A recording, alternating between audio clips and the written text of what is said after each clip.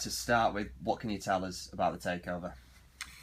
It's progressing. I think everyone was expecting it to have happened a little bit quicker than it has. Maybe we were all a little bit ambitious in how long it was going to take, but it's certainly nearer the end than the beginning.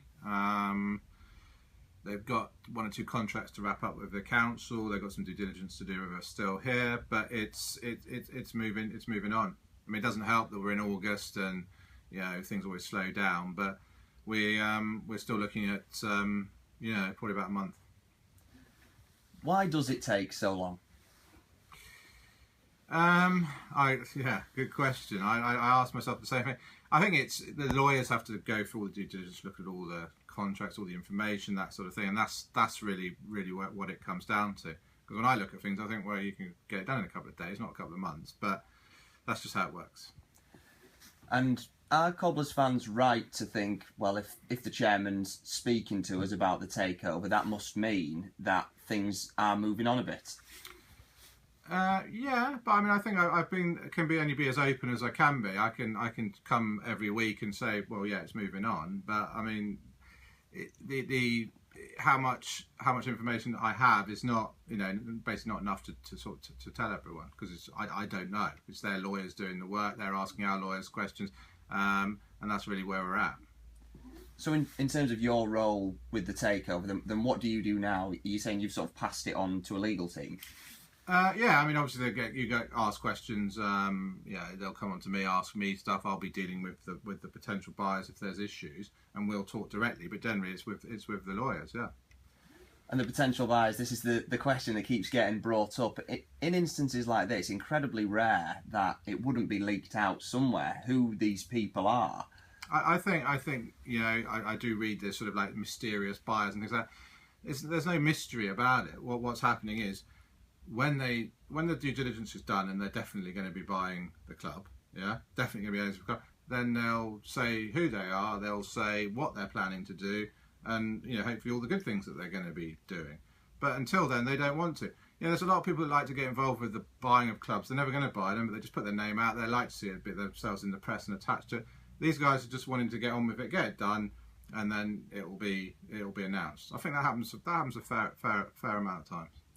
And can you understand? Nothing mysterious. Yeah, can you understand the frustration of the fans that not knowing, and I suppose the fact that it's foreign investors probably makes people a little bit more worried.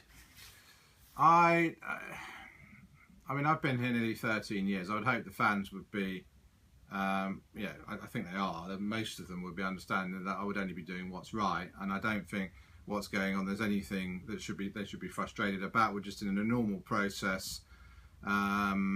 They are Indian, but they're London based and have been for a long time. So it's not like there's some sort of foreign consortium sitting in the middle of nowhere, the other side of the planet. So I don't. There's nothing to be concerned about. And just while we've got you on the topic of the owners, so why Northampton Town? How has this come about? Because I guess that's what people are asking. If it's good that now we know they're London based, because for an Indian consortium to come in, people start thinking steel industry because of Northamptonshire, and just putting 2 and 2 together and getting 5. Why Northampton Town? The football club there's massive potential here from a football point of view. Yeah, it hasn't been tapped to what it should have done. Once the redevelopment actually happens properly, and it should have done by now, but obviously hasn't.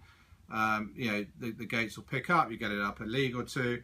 We'll be at 15,000, 20,000 people a game. I'm sure of it, and that's the main reason that we were here in the first place. But on top of that, you've also got a redevelopment here. You've got a football club with a big redevelopment. It's an hour from London. Got huge potential. I can see why they're here. And sometimes, if you're from Northampton and you're here, you think why. But if you look at it from the outside, I think massive potential here. So right now, while this is going on, what difficulties are the club facing? Because who is funding the club right now? No, nothing's changed. We are.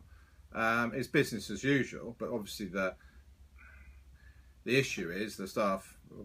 They're human. They're not sure what's going to happen once if once the deal's done. So there's obviously uncertainty there. Obviously, from myself, my point of view, I'm trying to keep things as normal as possible, but obviously we have to weigh certain things up. But it's if the deal doesn't happen, it will be business as usual.